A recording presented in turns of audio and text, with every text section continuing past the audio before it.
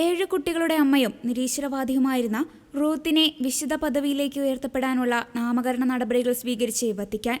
1975 Harvard യൂണിവേഴ്സിറ്റിയിൽ ചേരുമ്പോൾ നിരീശ്വരവാദിയും ഗർഭഛിദ്രത്തെ അനുകൂലിക്കുന്ന വ്യക്തിയുമായിരുന്നു റൂത്ത്.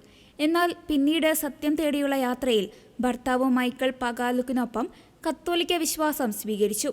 വിശുദ്ധ മദർ തെരേസയെ പോലെയുള്ളവരുടെ ജീവിതം റൂത്തിനെ സ്വാധീനിച്ചിരുന്നു. 1981 ആദ്യ കുഞ്ഞിനെ ജന്മം നൽകിയ ശേഷമാണ് റൂത്ത് കത്തോലിക്ക സഭയിൽ ചേർന്നത്. 7 മക്കളുടെ അമ്മയായിരുന്ന റൂത്ത് കുടുംബജീവിതത്തോടൊപ്പം ഓപ്പസ് ഡെയിയിലെ അംഗമെന്ന നിലയിൽ ആത്മീയ ജീവിതവും പ്രോ ലൈഫ് പ്രവർത്തനങ്ങളും ചെയ്തിരുന്നു.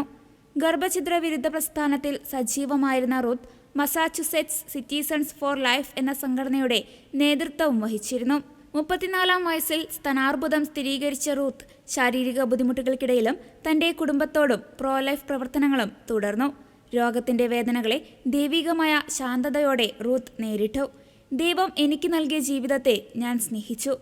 ഇതിലും നല്ലൊരു ജീവിതം ജീവിക്കാൻ ഞാൻ ആഗ്രഹിക്കുന്നില്ല എന്ന് മരിക്കുന്നതിന് ദിവസങ്ങൾക്ക് മുൻപ് റൂത്ത് ഒരു സുഹൃത്തിനെഴുതിയ കത്തിൽ കുറിച്ചിരുന്നു.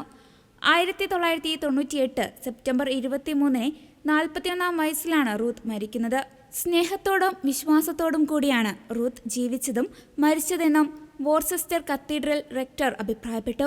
അവരുടെ ജീവിതകഥ ഭർത്താവ് മൈക്കിൾ എഴുതിയ the appalling strangeness of the mercy of God എന്ന പുസ്തകത്തിൽ ഉൾപ്പെടുത്തിയിട്ടുണ്ട്. ആധുനിക യുഗത്തിൽ സാധാരണ ജീവിതത്തിലെ വിശുദ്ധിയുടെ മാതൃകയായിട്ടാണ് 41-ാം വയസ്സിൽ അന്തരിച്ച റൂത്ത് പഗാലുക്കിന്റെ ജീവിതത്തെ സഭ കാണുന്നത്.